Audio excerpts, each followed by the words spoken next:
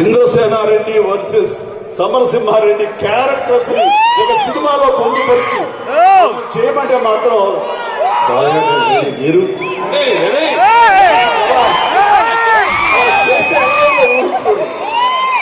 ఏంటి బోయపాటి లేచిన ఉత్తరం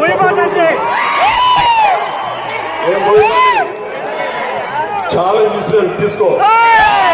నేను చాలా మంది కథకులకి అలా చెప్పాను. పక్కన చౌదరి కూడా ఉన్నాడు. ఏమో ఎవరి నుంచి ఎవరు మనోపలకం నుంచి వస్తుందో అది వాళ్ళ ఇష్టం. అది అలాగే నాకు చేయాలని ఉత్సాహం అనిపించింది.